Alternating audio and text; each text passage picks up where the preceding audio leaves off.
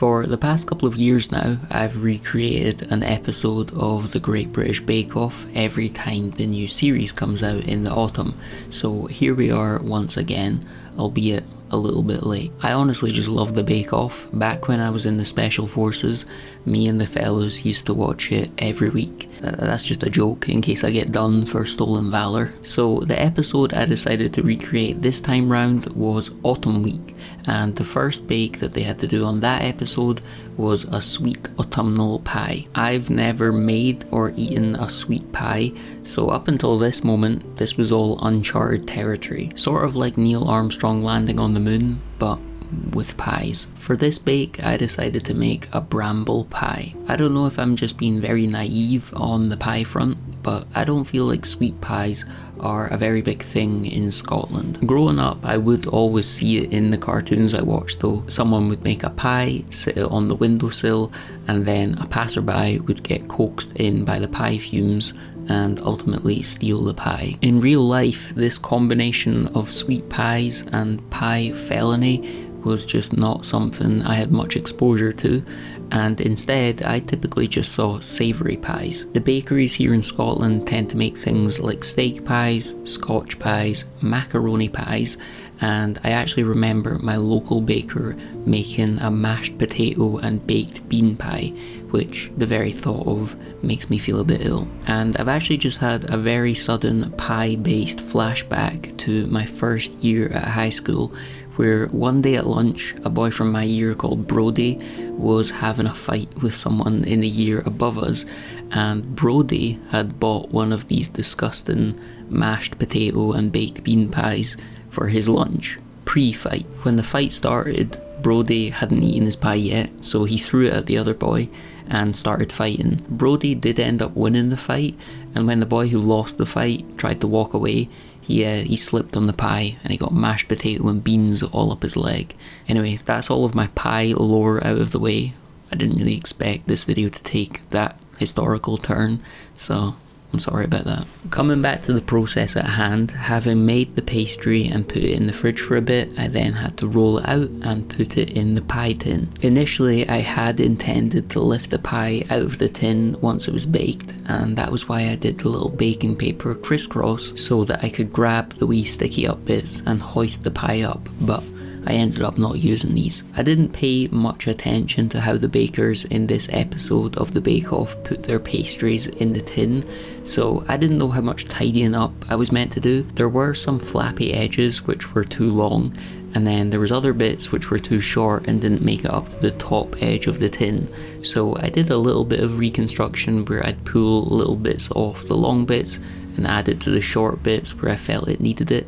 If there are any pie experts watching, you can let me know if that was a wise pie move or just not necessary. After adding the brambles, I got started on the pie top. I really wanted to create a pie which looked like those classic ones in the cartoons that I watched growing up, so I watched a couple of videos on how to do that, and I think it turned out alright. It was actually quite a satisfying process seeing it come together.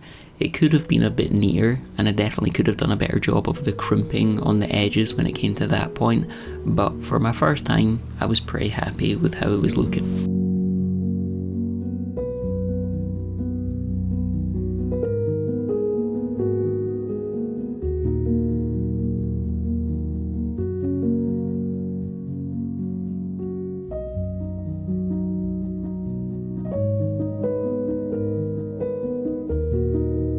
After baking it for 20 minutes, the recipe told me to take it out and do a second lot of egg wash and a generous scattering of sugar before putting it back in the oven to finish off the bake. I don't know if I was too generous here with the scattering, but I'm sure all of you pie experts out there will let me know. 20 minutes of baking later, the pie was done and it was time to try it with a dollop of vanilla ice cream. The syrup inside was still a little bit juicy and you probably saw it leaking out of the perforated tin.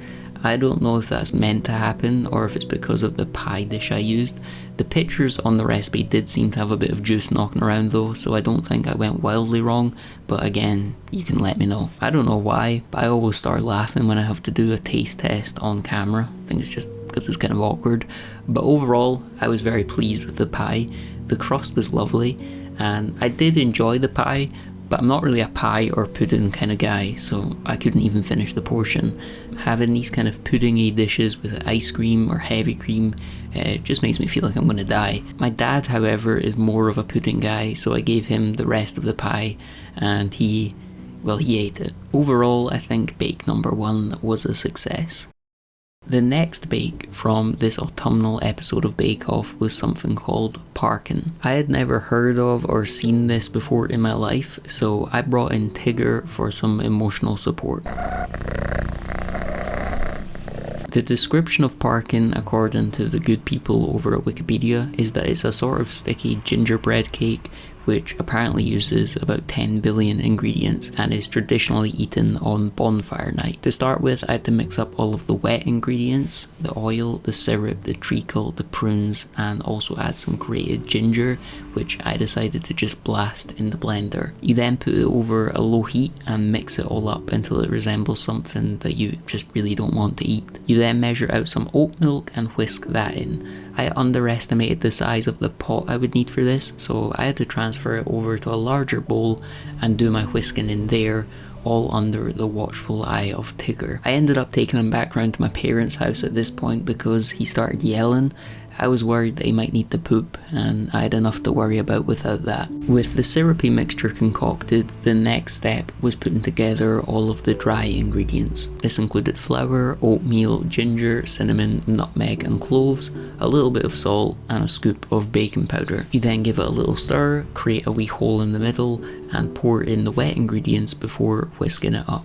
I have to admit I wasn't hugely excited about eating this bake. There's just something a little bit medieval looking about it all. I mean, the syrup mixture looks like something you'd pour over your enemies if they were trying to attack your castle. Nonetheless, I soldiered on, and after some time in the oven, it did turn out looking much more palatable. The recipe told me to prod the cake with my finger, and that if it was done, it would bounce back. To be honest, I got a bit carried away with the prodding. To remove the cake from the tin, I used one of my lovely rootin tootin mugs, which you can purchase for yourself at potchi.com. I then set it aside to cool down for a bit before getting started on the icing. Now this is a part of the recipe that I misread. I thought it told me to buy crystallized ginger, so that's what I did.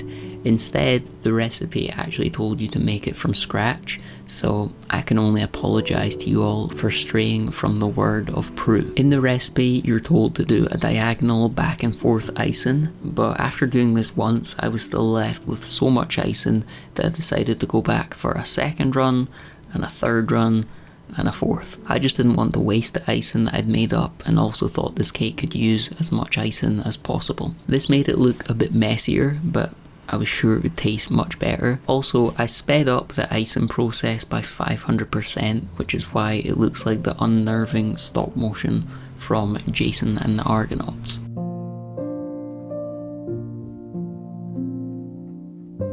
With the icing and ginger pieces on, I let it set before slicing it up and putting it away in a tin for later. I then went out for a little walk before coming back to taste test it. To be honest, I was pleasantly surprised and found this was much more up my street than the pie. On a cold winter's day, I can understand why this is something people might actually like. Saying that, it's not something I'd ever make again or order if I had the choice. On to the grand finale. In the episode of the Bake Off that I was recreating, the bakers had to make a showstopper autumnal cake which had to include vegetables. From the get-go, I knew I wanted to keep it simple and make something which I'm actually a big fan of, which is carrot cake. I think I've only ever made one carrot cake in my life, so I'm not exactly an expert when it comes to making it myself, but unlike the parkin and the pies, this is something I would order or buy when I'm out and about and have a selection of cakes to choose from, so this was a bake I was actually excited for. The worst part of this process was grating all of the carrots I needed to use by hand, so it's definitely made me consider getting one of those electric graters. If anyone has one of those in their arsenal and can vouch for it or not, please let me know. It's just the thought of accidentally grating my nail whilst trying to make another carrot cake in the future gives me the heebie-jeebies. Along similar lines to the parkin mixture, the carrot cake mixture is really not something that fills me with joy. In fact, out of all 3 bakes, I'd say the pie was the only one which had a process which looked relatively appealing throughout. Now, I did run into a little bit of trouble here in that I was meant to use 8-inch tins and I only had 7-inch ones, which meant the cake was much deeper and required much more baking time. Initially it was just meant to take like half an hour, but ended up taking closer to an hour to be properly baked, so whilst that was in the oven I went and checked in on my colleagues.